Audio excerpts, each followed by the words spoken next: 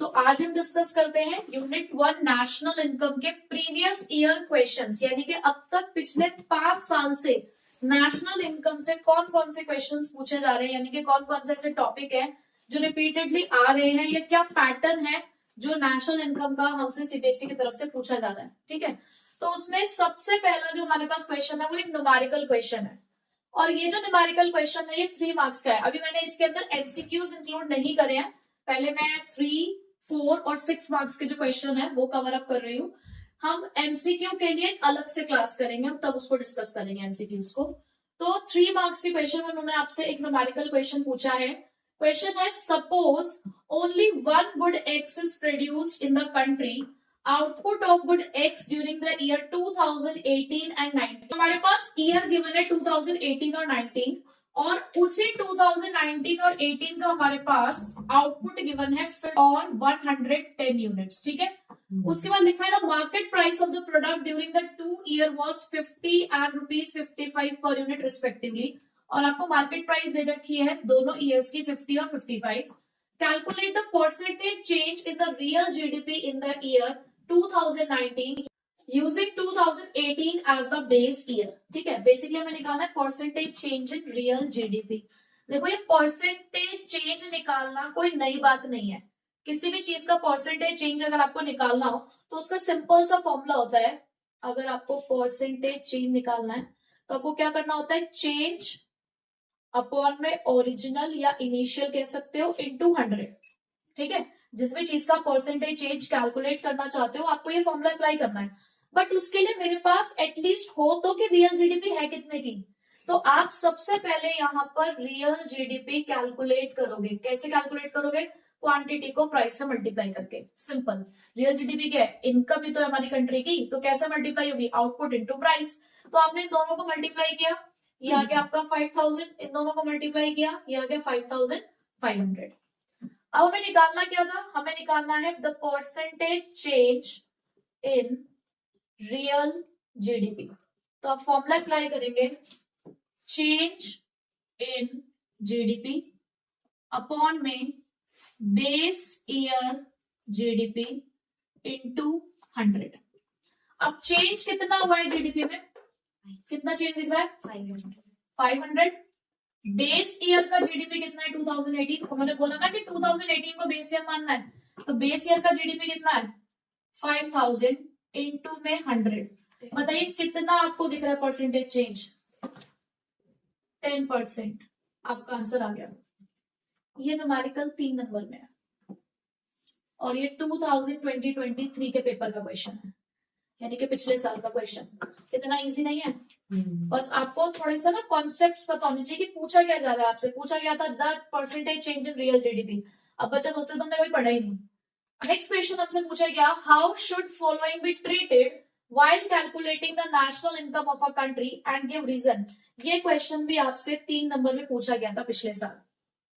अभी क्वेश्चन है क्या, देखो ये जितने भी ऐसे वाले क्वेश्चन है ना जिसके अंदर आपसे ये पूछा जाता है कि इस आइटम को आप कैसे आप इंक्लूड करोगे नहीं करोगे नेशनल इनकम में, डोमेस्टिक इनकम में, तो उसके लिए सबसे पहले ना आपको न्यूमेरिकल्स के जो वो है ना फॉर्मूले, न्यूमेरिकल्स के जो टर्म्स आप यूज करते हो और जो फॉर्मूले हैं आपको उनको ध्यान से समझना है।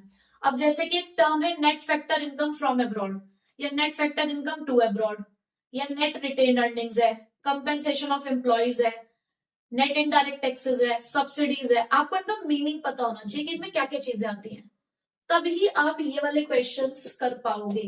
इन क्वेश्चंस के ऊपर जो आपकी पकड़ मजबूत तभी होगी जब आपको इन टर्म्स का मीनिंग पता होगा। ठीक है, अब जैसे कि यहाँ पे उन्होंने बोला that profit earned by the foreign banks in India is included in national income और नॉट। अगर फॉरेन बैंक्स जो इंडिया में, कोई भी एक फॉरेन बैंक है वो इंडिया में वो प्रॉफिट कमा रहा है, तो क्या वो हमारी कंट्री की नेशनल इनकम में इंक्लूड होगा या नहीं होगा, आपको इसका आंसर देना है। प्रॉफिट अर्न किया गया है फॉरेन बैंक के थ्रू, लेकिन वो सिचुएटेड इंडिया के अंदर है, तो ये इनकम हमारी नेशनल इनकम में ऐड नहीं होगी।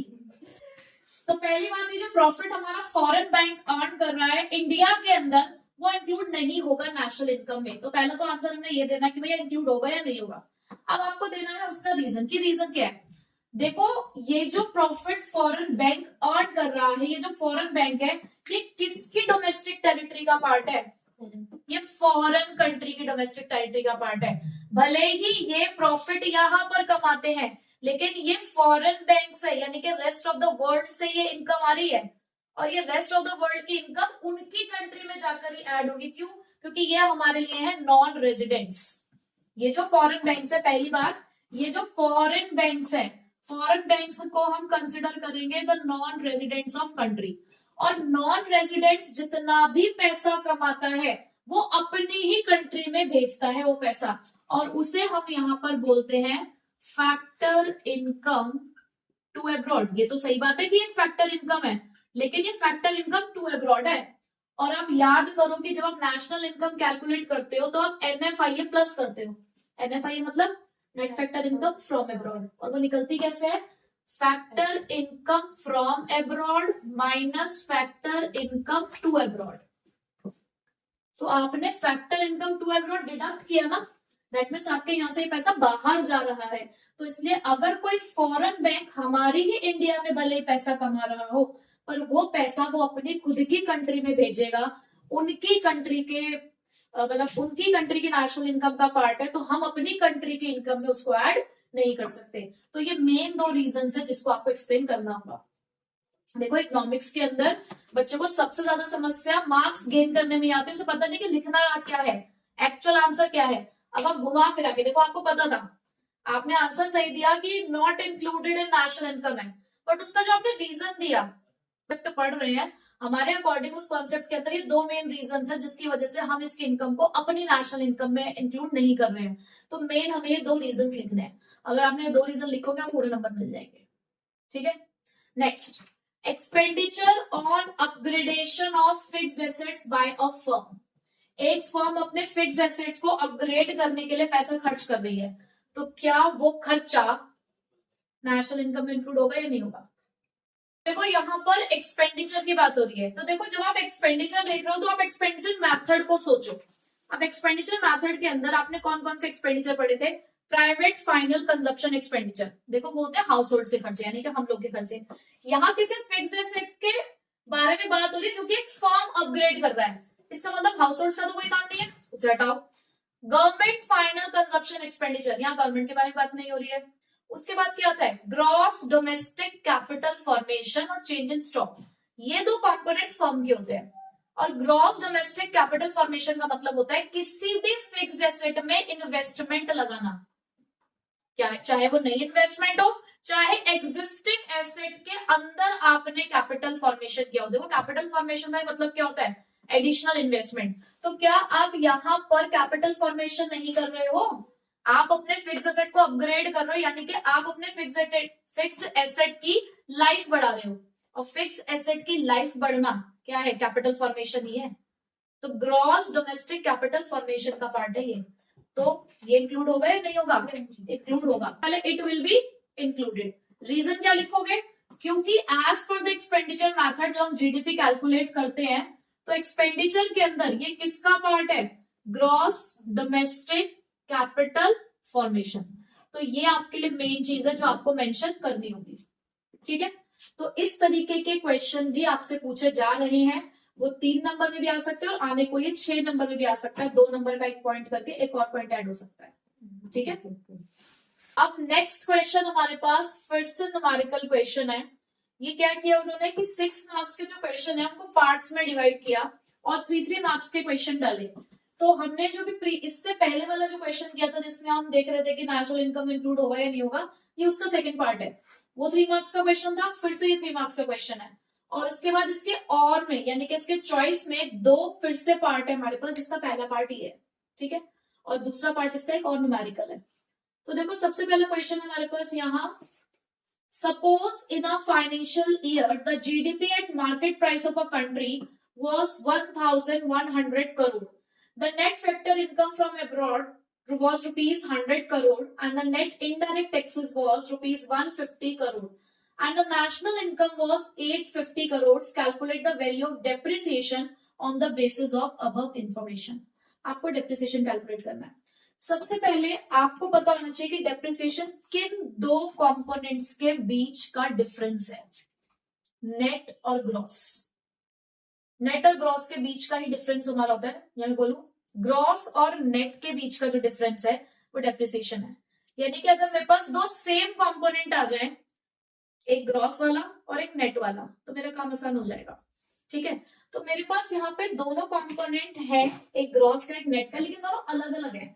आप देखो यहाँ पर मेरे पास जीडीपी एमपी है।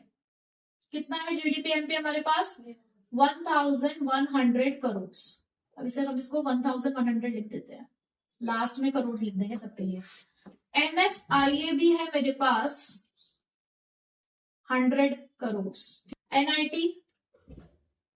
एनआईटी हमारे पास 150 करोड़ की, और नेशनल इनकम है हमारे पास एनएनपीएफसी कितना? 850 करोड़। अब देखो एक काम करते हैं, मैं ना यहाँ पर एनएनपीएफसी का फॉर्मूला लगाती हूँ कि जीडीपी से एनएनपीएफसी कैसे कैलकुलेट किया जा सकता है। जीडीपी एमपी से देखो, ग्रॉस को नेट में कन्वर्ट करने के लिए क्या करते हैं? Minus depreciation. ये आपको आना चाहिए कि न्यूमेरिकल कैसे सॉल्व होते हैं। डोमेस्टिक को नेशनल में कन्वर्ट करने के लिए हम क्या करते हैं? Plus NFIA. पी और पी सेम। मार्केट प्राइस को फैक्टर कॉस्ट में कन्वर्ट करने के लिए क्या करते हैं? Minus NIT. ठीक है, अब सब कुछ अवेलेबल है हमारे पास यहाँ पर, और जो डेप्रिसिएशन निकालना है हमें वो आ जाएगा। अब देखो जरा, आपके पास एनएनपीएफसी कितना है? 850। जीडीपी एमपी कितना है आपके पास? 1100।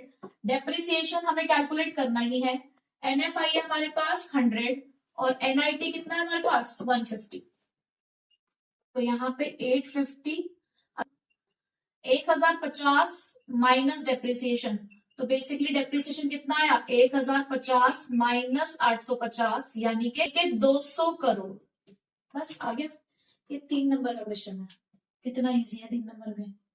बस आपको न्यूमेरिकल के फॉर्मूले पता होना चाहिए कि क्या कन्वर्जन है, और अगर आप भूल गए हैं तो हम इसकी रिवीजन एक बार कर चुके हैं, जिसको आप प्लेलिस्ट पे जाके चेक कर सकते हैं। नहीं, मैं प्लेलिस्ट का लिंक डिस्क्रिप्शन में डाल दूंगी, तो वहां से आप न्यूमेरिकल की प्रैक्टिस कर सकते हैं। नेक्स्ट एक थ्योरी क्वेश्चन है।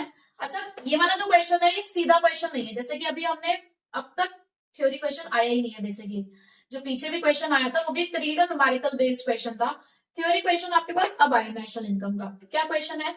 While estimating the GDP bye expenditure method. क्या पूछा है? GDP bye expenditure method, the entire focus is on expenditure incurred by the residents of the country. Do you agree with the statement? Give valid reason in support of your answer. क्या सीधा question है? थोड़ा सा हल्का सा उन्होंने question हमसे indirectly पूछा है। पहले तो उन्होंने हमसे ये पूछा कि जीडीपी जब हम कैलकुलेट करते हैं एक्सपेंडिचर मेथड से, तो हमारा पूरा फोकस क्या एक्सपेंडिचर पे होता है। यहां तक अगर वो बोलते तो बात बिल्कुल सही थी, हमारा फोकस एक्सपेंडिचर पे होता है। लेकिन दो तरीके के एक्सपेंडिचर पढ़े हमने, फाइनल एक्सपेंडिचर और इंटरमीडिएट एक्सपेंडिचर। तो जब हम एक्सपेंडिचर मेथड की बात करते हैं तो हमारा फोकस एक्सपेंडिचर पे होता है, दिस इज करेक्ट, बट कौन से एक्सपेंडिचर पे होता है? कौन से एक्सपेंडिचर पे हमारा फोकस है? द एक्सपेंडिचर्स और फाइनल गुड्स, यानी कि किसी भी तरीके के इंटरमीडिएट गुड्स पे किए जाने वाले खर्चे हम इसमें इंक्लूड नहीं करते। तो अगर यहां तक बात थी तो उसके लिए मेरा आंसर इतना ही है। आगे उन्होंने क्या बोला? Incurred by the residents of the country. क्या सिर्फ उन खर्चों पे आपका फोकस है जो रेजिडेंट्स ऑफ द कंट्री कर रहे हैं? तो हमारा आंसर नो है इसका। नहीं, हमारा फोकस एक्सपेंडिचर मेथड के अंदर सिर्फ उन्हीं खर्चों पे नहीं है जो रेजिडेंट्स ऑफ द कंट्री पे कर रहे हैं। हमारा फोकस है the expenditure on the final goods by, किस किस के थ्रू एक्सपेंडिचर होते हैं? बाय द हाउस होल्ड्स, जिसको हम क्या नाम दिया? By the house holds. और हाउस होल्ड्स वाले खर्चे को हम यहाँ पे क्या बोलते हैं? Private final consumption expenditure. By the government, जिसको हम क्या बोलते हैं? Government final consumption expenditure. और बाय द फर्म्स, जिसको हम क्या बोलते हैं? Gross domestic capital formation. And by the non residents of a country. अब ये non resident of the country कहाँ आया है? कौन सा ऐसा कंपोनेंट है जो नॉन रेजिडेंट को रिप्रेजेंट कर रहा है? वो है आपका नेट एक्सपोर्ट्स। ये जो आप नेट एक्सपोर्ट्स लिखते हो, क्या ये रेस्ट ऑफ द वर्ल्ड को रिप्रेजेंट नहीं करता? और ये रेस्ट ऑफ द वर्ल्ड को रिप्रेजेंट कर रहा है, तो मतलब ये नॉन रेजिडेंट्स को रिप्रेजेंट कर रहा है। तो यहाँ पे आंसर हो गया ना हमारा नो। अब नेट एक्सपोर्ट्स के अंदर भी आप फॉर्मूला क्या लगाते हो? Exports minus import. चलो एक्सपोर्ट्स का हमारा खुद का रेवेन्यू है। एक्सपोर्ट्स का मतलब क्या है? हमने सामान बेचा, हमने प्रोडक्शन पे खर्चा किया, वो प्रोडक्शन पे जो हमने खर्चा किया वो सामान हमें बाहर बेचना था। बट ये जो इम्पोर्ट्स है वो हमारी कंट्री में प्रोड्यूस नहीं हुए, वो हमारी कंट्री का खर्चा नहीं था, तो इसीलिए हमने इम्पोर्ट्स को माइनस किया है। तो है तो नॉन रेजिडेंट से रिलेटेड है ना दोनों चीजें, तो इसीलिए हमारा आंसर यहाँ पर नो रहेगा। अब नेक्स्ट हमारे पास फिर से 3 मार्क्स में न्यूमेरिकल था, calculate the value of domestic income. अब सबसे पहले तो ये पता होना चाहिए कि डोमेस्टिक इनकम का एग्रीगेट क्या होता है। एनडीपीएफसी। हमारे पास डोमेस्टिक इनकम का कंपोनेंट होता है, एग्रीगेट होता है एनडीपीएफसी। अब एनडीपीएफसी निकालने का तरीका चाहिए हमें। 3 मेथड है, एक हमारा वैल्यू एडेड मेथड, एक इनकम मेथड और एक एक्सपेंडिचर मेथड। अब आप देखो आपको कंपोनेंट्स कौन से मेथड में दिख रहे हैं? Income method. तो माइंड में याद करना, इनकम मेथड से सबसे पहली चीज बनती क्या है? यही बनती है एनडीपीएफसी। और फॉर्मूला क्या है हमारे पास? हम पहले मेन फॉर्मूला लिखेंगे। मेन फॉर्मूला क्या है हमारे पास? Compensation of employees. मैं शॉर्ट में लिखूंगी, compensation of employees operating surplus plus mixed income of self employed. अब कॉम्पेंसेशन ऑफ एम्प्लॉयज में क्या क्या आता है? Wages and salary in cash और काइंड। तो क्या हमारे पास वेजेस एंड सैलरीज है क्वेश्चन में? बिल्कुल है। कितने की है? 1700 की। क्या हमारे पास ऑपरेटिंग सरप्लस डायरेक्ट दे रखा है? नहीं। तो ऑपरेटिंग सरप्लस के अंदर की चीजें देखते हैं।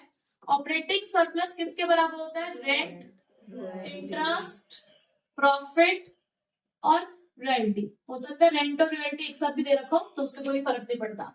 तो ढूंढो क्या क्वेश्चन में रेंट है?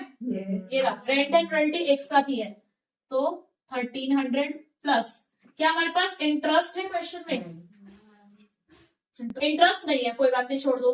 प्रॉफिट है क्या? डिविडेंड। देखो प्रॉफिट अगर डायरेक्ट ना दिख रहा हो तो एकदम से हार नहीं माननी कि प्रॉफिट भी नहीं होगा। प्रॉफिट के अंदर भी बहुत सारी चीजें होती है। देखो प्रॉफिट के अंदर आपके पास कॉर्पोरेट टैक्स हो सकता है, आपके पास डिविडेंड्स हो सकते हैं, और होती है हमारे पास रिटेन्ड अर्निंग, जिसे अनडिस्ट्रीब्यूटेड प्रॉफिट भी कहा जाता है और सेविंग्स ऑफ प्राइवेट सेक्टर भी कहा जाता है। मतलब इस नाम से भी आपको ये मिल सकता है। तो देखो यहाँ पर मेरे पास कॉर्पोरेट टैक्स है, हमारे पास क्वेश्चन के अंदर डिविडेंड्स भी हैं और रिटेन्ड अर्निंग्स भी हमारे पास 300 की। ठीक है, प्रॉफिट आ गया। उसके बाद रॉयल्टी ऑलरेडी यहाँ पे इंक्लूड हो चुकी है। मिक्स्ड इनकम वो भी हमारे पास 1400। एक बात ध्यान रखना, जब भी आपके पास न्यूमेरिकल का क्वेश्चन आए फॉर्मूले लिखने में कंजूसी नहीं करनी है। अगर प्रॉफिट भी आपने कैलकुलेट किया अलग तरीके से तो आपको प्रॉफिट का फॉर्मूला लिख कर आना है, आपको ऑपरेटिंग सरप्लस का फॉर्मूला लिख कर आना है, आपको मतलब पूरी डिटेल देकर आनी है कि आप क्या क्या ऐड कर रहे हो। ठीक है, क्योंकि हर चीज के मार्क्स होते हैं। बस अब आपने इन सबको टोटल कर देना है। 5500 हमारी डोमेस्टिक इनकम आ गई। बस ये भी क्वेश्चन 3 नंबर का है, कितना इजी। ठीक है, हमारे पास ये जो कुछ क्वेश्चंस हैं ये तब के क्वेश्चंस हैं जब हमारे टर्म 1 और टर्म 2 में सिलेबस डिवाइड हुआ था और 40 मार्क्स का आपका पेपर आता था, तो 2-2 नंबर के क्वेश्चंस भी आते थे। ठीक है, तो इसमें कुछ 2 नंबर के क्वेश्चन है। जो पहला क्वेश्चन है ये 2 मार्क्स का है, जो सेकंड और थर्ड क्वेश्चन है ये हमारे एक साथ 5 नंबर का क्वेश्चन दे रखा था। ये जिसमें न्यूमेरिकल क्वेश्चन 3 नंबर का है और ये वाला क्वेश्चन 2 नंबर का है।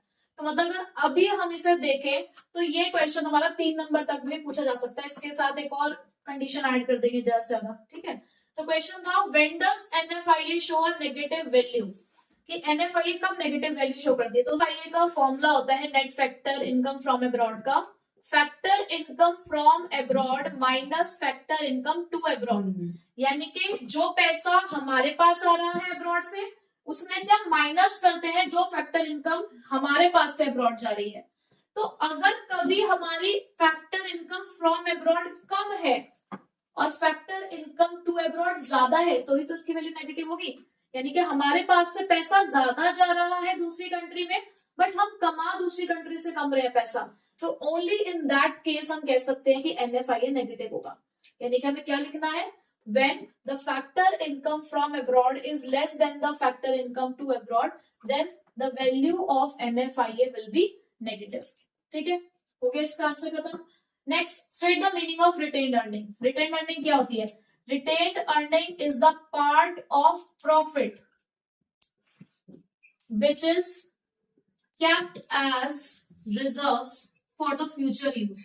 यानी कि हमारे प्रॉफिट का वो पार्ट जो हमने एज अ रिजर्व रखा है फॉर द फ्यूचर यूज, यानी कि कभी फ्यूचर में इस्तेमाल करने के लिए हमने पैसा साइड में उठाकर रख दिया है, उसे रिजर्व कर दिया है, वही रिटेन अर्निंग होती है। ठीक है, सिर्फ 2 नंबर का क्वेश्चन था, मीनिंग ही पूछा था, हमने मीनिंग एक्सप्लेन कर दिया।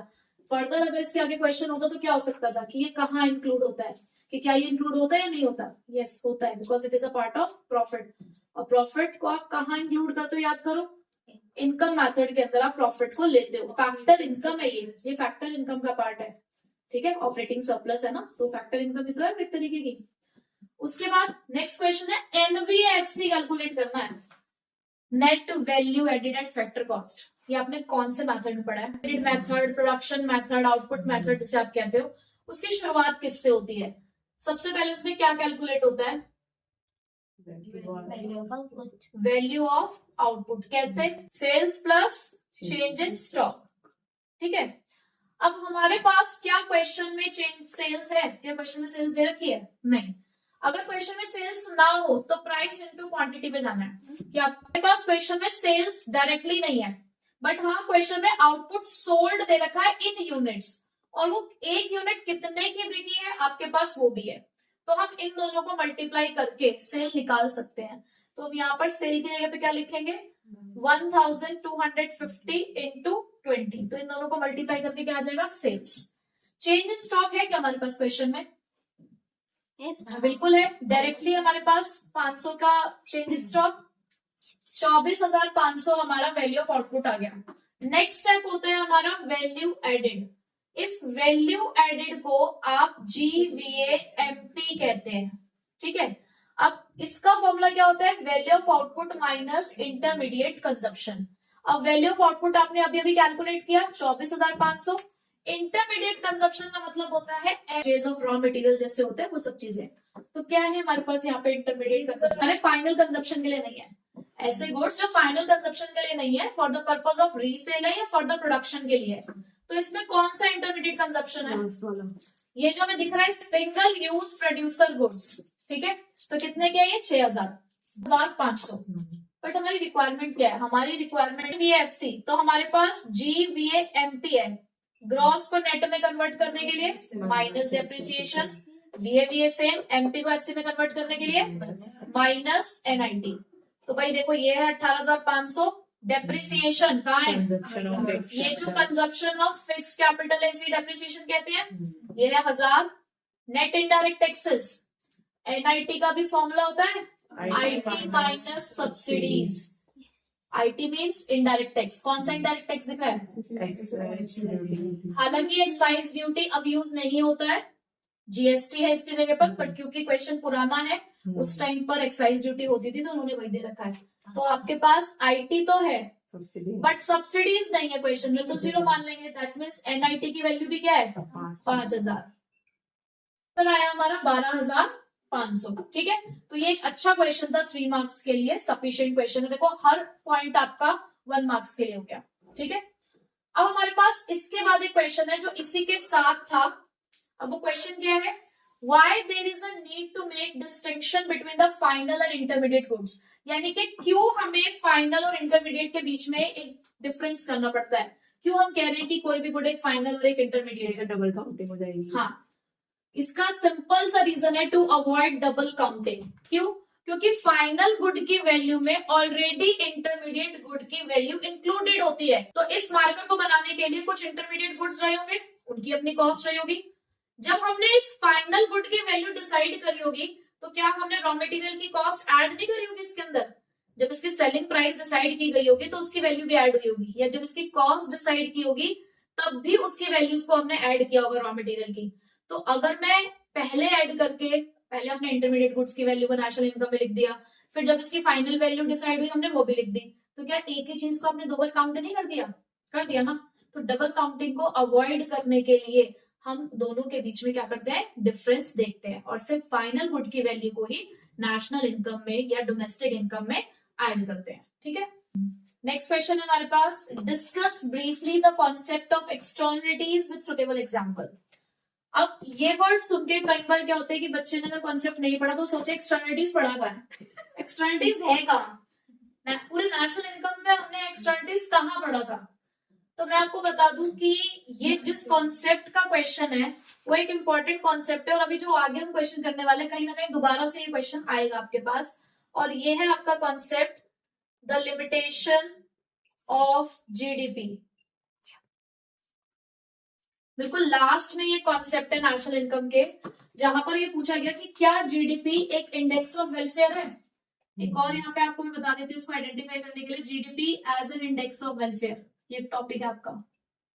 उसके अंदर कुछ पॉइंट्स दे रखे हैं जिसमें हमें जस्टिफाई करना होता है कि क्या जीडीपी वेलफेयर का इंडेक्स है। तो ये उसी कॉन्सेप्ट में से एक पॉइंट है एक्सटर्नलिटीज। एक्सटर्नलिटीज क्या होता है, इसका मतलब होता है द हार्म और द बेनिफिट्स।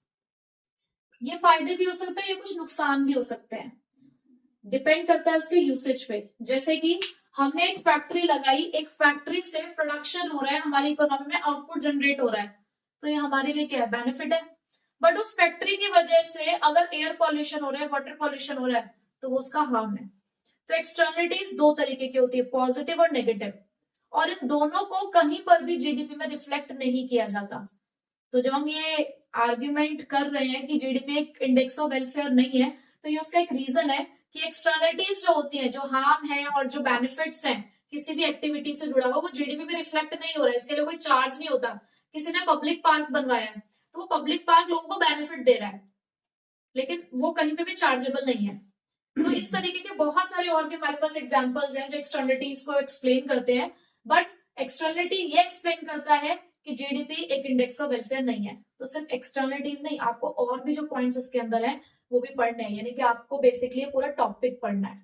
अगर आपके पास कभी कोई क्वेश्चन आता है किसी भी पेपर के अंदर जिसमें से उसका एक पार्ट आता है, दैट मीन्स फिर आप नेक्स्ट पेपर के लिए आप पूरा टॉपिक पढ़ के जाओ, क्योंकि हो सकता है उसमें से कोई दूसरा पॉइंट अब आ जाए, क्योंकि एक पॉइंट ऑलरेडी आ चुका है, ठीक है। तो अगर अब आप इसको प्रिपेयर करें तो इसके साथ साथ आप ये पूरा टॉपिक प्रिपेयर करेंगे, ठीक। नेक्स्ट क्वेश्चन जो आया, exports are not a part of NFIA यानी कि net factor income from abroad, elaborate. Exports होते क्या है, पहले तो ये बताओ आपने कौन से कहाँ पढ़ा है आपने एक्सपोर्ट, पूरे नेशनल इनकम में एक्सपोर्ट वर्ड आपने कहाँ पढ़ा है, नेट एक्सपोर्ट में। नेट एक्सपोर्ट्स कहाँ पढ़ा है, एक्सपेंडिचर मेथड, ठीक है। यानी कि जो ये हमारे पास एक्सपोर्ट है, एक्सपोर्ट वो खर्चा है जो हम उन गुड्स के ऊपर करते हैं जो हम डोमेस्टिकली प्रोड्यूस करते हैं, लेकिन बेचेंगे वो सामान हम बाहर। एक्सपोर्ट करने के लिए हमें प्रोडक्शन करना पड़ेगा, प्रोडक्शन के ऊपर हम खर्चा कर रहे हैं, ठीक है। आप यहाँ लिख रहे हो net factor income from abroad, ठीक है। तो यानी कि एक्सपोर्ट्स करके जो इनकम हमारे पास आएगी, यहां पर वर्ड लिखा है फैक्टर इनकम। फैक्टर इनकम कौन कौन सी होती है आपकी, रेंट, इंटरेस्ट, वेजेस, प्रॉफिट। क्या एक्सपोर्ट इनमें से कुछ भी है, प्रॉफिट और रिसीट है, रिसीट। एक्सपोर्ट रिसीट को रिप्रेजेंट करता है, रेवेन्यू को रिप्रेजेंट करता है। जब आप रेवेन्यू में से एक्सपेंस माइनस करते हैं तब प्रॉफिट निकलता है, पर ये तो पूरा रेवेन्यू है जो आप सामान को बेचकर कमा रहे हो। तो एक्सपोर्ट किसी भी तरीके की कोई फैक्टर इनकम नहीं है, और जस्ट बिकॉज ये फैक्टर इनकम नहीं है तो इसीलिए ये हमारे net factor income from abroad का पार्ट ही नहीं है, ठीक है। तो आपने अब तक क्वेश्चंस देखे होंगे, आप ये एक चीज नोटिस कर रहे होंगे कि नेशनल इनकम में से न्यूमेरिकल क्वेश्चन आता है, एक सीधा साधा सा क्वेश्चन आता है, बट कहीं ना कहीं एक क्वेश्चन ऐसा आ रहा है जो थोड़ा सा घुमावाना है। तो 3 नंबर में आ रहा है भाई, अब तो 3 नंबर में आएगा, 2 नंबर 1.5 नंबर का तो कॉन्सेप्ट है ही नहीं अब यहाँ पर। तो 3 नंबर में कहीं ना कहीं एक क्वेश्चन ऐसा जरूर आ रहा है जो पूरा एक कॉन्सेप्ट बेस्ड क्वेश्चन है, जो आप तभी कर पाओगे जब आपको कॉन्सेप्ट आता होगा। दूसरी चीज, एनएफआई है ना, यहाँ पर आपका एक नेशनल कॉन्सेप्ट है, जबकि एक्सपोर्ट एक डोमेस्टिक कॉन्सेप्ट है, ठीक है। चलो आगे चलते हैं, फिर से वही वाला क्वेश्चन आया, explain how the following would be treated while estimating national income, give reason. क्या है, payment of indirect tax by a firm. क्या आपकी फर्म जब इनडायरेक्ट टैक्स पे करती है तो क्या उसकी पेमेंट हम नेशनल इनकम में इंक्लूड करते हैं। आपके टैक्सेस कितने तरीके के होते हैं, डायरेक्ट टैक्स और इनडायरेक्ट टैक्स। तो बताइए क्या इनडायरेक्ट टैक्सेस की पेमेंट करना नेशनल इनकम का पार्ट है या नहीं, हमारे पास दो तरीके के टैक्सेस होते हैं, डायरेक्ट टैक्स और इनडायरेक्ट टैक्स। जब आप नेशनल इनकम को कैलकुलेट करते हो तो सिर्फ डायरेक्ट टैक्स इंक्लूड होते हैं, इनडायरेक्ट टैक्सेस इंक्लूड नहीं होते। आप खुद सोचो, नेशनल इनकम का जो एग्रीगेट होता है वो एनएनपी-एफसी होता है, जिसके अंदर आप एफसी जो निकालते हो, एफसी मतलब फैक्टर कॉस्ट, और जब आप फैक्टर कॉस्ट कैलकुलेट करते हो तो आप मार्केट प्राइस में से एनआईटी माइनस करते हो, और एनआईटी का फॉर्मूला क्या होता है, इनडायरेक्ट टैक्स माइनस सब्सिडी। तो कहीं ना कहीं आपने इनडायरेक्ट टैक्सेस को माइनस कर दिया, डिडक्ट कर दिया, और जब डिडक्ट कर दिया तो दैट मींस आप उसे इंक्लूड कर ही नहीं रहे हो। तो इसलिए पेमेंट ऑफ इनडायरेक्ट टैक्सेस आपके इंक्लूड नहीं होंगे, क्योंकि यहाँ पर हम जब नेशनल इनकम कैलकुलेट करते हैं तो प्रोडक्टिव एक्टिविटीज से जुड़ी हुई जो पेमेंट्स है हम सिर्फ वही इंक्लूड करते हैं, और इनडायरेक्ट टैक्सेस पे करते हैं टाइम कोई भी प्रोडक्टिव एक्टिविटी नहीं हुई है। ठीक है, next, the purchase of goods by the foreign tourist.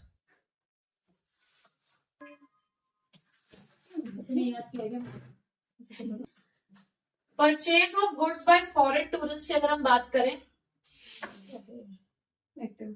देखो फॉरेन टूरिस्ट हमारे यहाँ पर गुड्स खरीद रहे हैं, यानी कि हम अपने गुड्स बाहर की कंट्री वालों को बेच रहे हैं।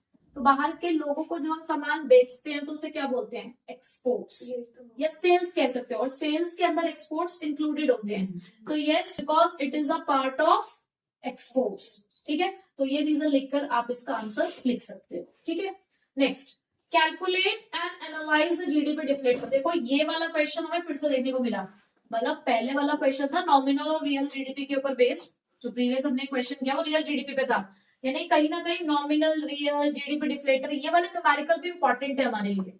ठीक है, अब उन्होंने क्या पूछा आपसे, calculate and analyse the GDP deflator. सबसे पहले तो मुझे आप जीडीपी डिफ्लेटर की डेफिनेशन बता दो कि क्या होती है। जीडीपी डिफ्लेटर बेसिकली एक तरीके का प्राइस इंडेक्स है। आपको पता है कि जो रियल जीडीपी है उसके अंदर जो प्राइस चेंज का इफेक्ट होता है वो नहीं होता, मतलब वहां पे सिर्फ फिजिकल क्वांटिटी के बेसिस पर ही आप नेशनल इनकम कैलकुलेट करते हो, वहां पर जो प्राइस होती है वो कांस्टेंट होती है। बट जो नॉमिनल जीडीपी होती है उसके अंदर प्राइस चेंज का जो इफेक्ट होता है वो हम लेते हैं, वहां पर प्राइस और क्वांटिटी दोनों की वजह से आपकी नेशनल इनकम चेंज होती है। तो इन दोनों के बीच के प्राइस वेरिएशन को बेसिकली अगर हमें मेजर करना है कि जनरल प्राइस लेवल हमारा क्या है, कैसा है, तो उस चेंज को मेजर करने के लिए हम जीडीपी डिफ्लेटर का इस्तेमाल करते हैं, जिसका फॉर्मूला क्या है, नॉमिनल जीडीपी अपॉन में रियल जीडीपी इंटू 100। ठीक है, तो सबसे पहले हमें यहाँ पर दोनों का जीडीपी इन्फ्लेटर कैलकुलेट करना होगा। तो यहाँ पर अगर मैं देखूं तो नॉमिनल अपॉन में रियल, यानी कि 6.5 डिवाइडेड बाय 6.5 इंटू 100, तो ये तो हमारा 100% आ गया। ठीक है, जीडीपी डिफ्लेटर निकाल रहे हैं, ये 2014-15 का हो गया। अब हम कैलकुलेट कर रहे हैं 2016-17 का। तो इसके अंदर हमारे पास नॉमिनल है 9 और रियल है हमारे पास 7.2 इंटू 100, ये आपका 125, यानी कि 125%। तो अभी क्या कंक्लूजन हमें दे रहा है, ये बता रहा है कि 2014-15 से जब 2016-17 में आए तो हमारा जो जनरल प्राइस लेवल है कंट्री का वो 25% से इंक्रीज हो गया है, यानी कि जो 100% पे था हमारा इंडेक्स वो कहां तक पहुंच चुका है, 125% पे। ठीक है, अब नेक्स्ट हमारे पास कुछ क्वेश्चंस हैं, ये लास्ट है हमारे पास, इसके बाद हमारे 5 इयर्स तक के जो क्वेश्चंस आ रहे थे आपके नेशनल इनकम से रिलेटेड वो हमने कवर अप कर लिए। ठीक है, तो पहला है हमारे पास, how is real GDP different from the nominal GDP, explain using a numerical example, कि एक रियल जीडीपी नॉमिनल जीडीपी से कैसे डिफरेंट है। सबसे पहले डिफरेंस कि जो रियल जीडीपी है वो सिर्फ फिजिकल आउटपुट की वजह से ही चेंज होती है, यानी कि वहां पर जो फैक्टर है हमारा उस जीडीपी को अफेक्ट करने का वो सिर्फ फिजिकल आउटपुट है। नॉमिनल जीडीपी में लेकिन दो फैक्टर है,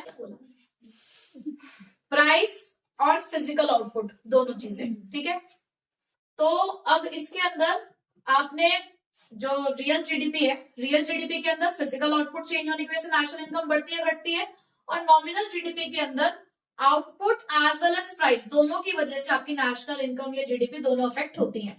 बेटर इंडिकेटर कौन सा है, रियल जीडीपी।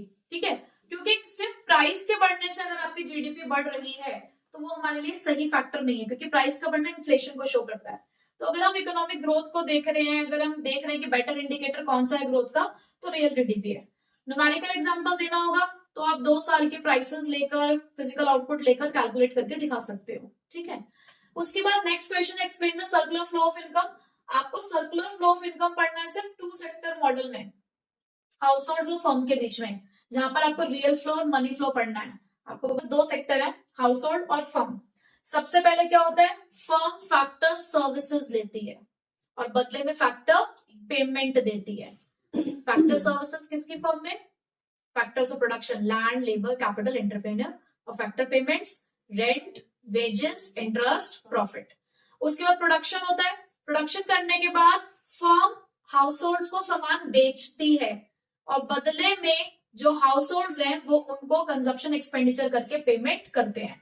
तो जहां पेमेंट की बात आ रही है, जहां पैसों की बात आ रही है, जैसे कि फैक्टर पेमेंट और बदले में हाउस होल्ड की तरफ से पेमेंट जो गई, तो उसे बोलते हैं मनी फ्लो। जहां पर फैक्टर सर्विसेज ली गई हाउस होल्ड से फर्म की तरफ और फिर फर्म्स ने गुड्स और सर्विसेज बेचे, ये हमारा रियल फ्लो है, ठीक है। तो ये सारी चीजें आपको प्रॉपरली एक्सप्लेन करनी है, ये आपका फर्स्ट चैप्टर में है, ठीक है। उसके बाद define the net factor income from abroad. अभी पीछे हम बहुत बार एनएफआईए पढ़ के आ चुके हैं, how it is different from net exports. एक क्वेश्चन भी आया था कि क्या exports net factor income from abroad का पार्ट है, तो कहीं ना कहीं इसका आंसर आपको वहीं से मिल जाएगा, ठीक है।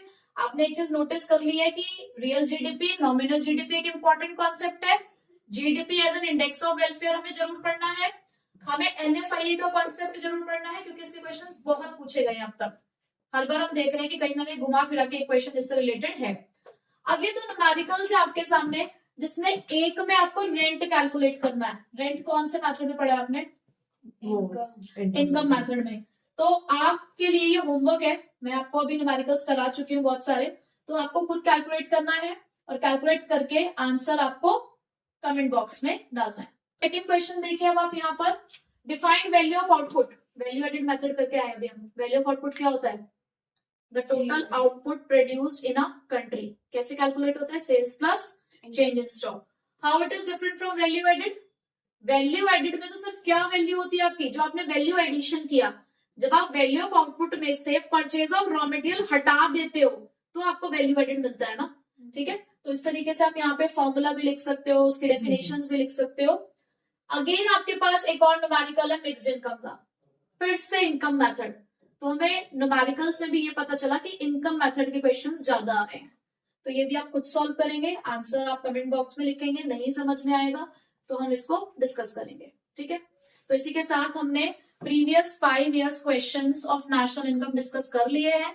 तो इससे आपको आइडिया लग चुका होगा कि क्वेश्चंस कैसे पूछे जा रहे हैं और आपको कौन कौन से टॉपिक पर मेन फोकस करना है, ठीक है।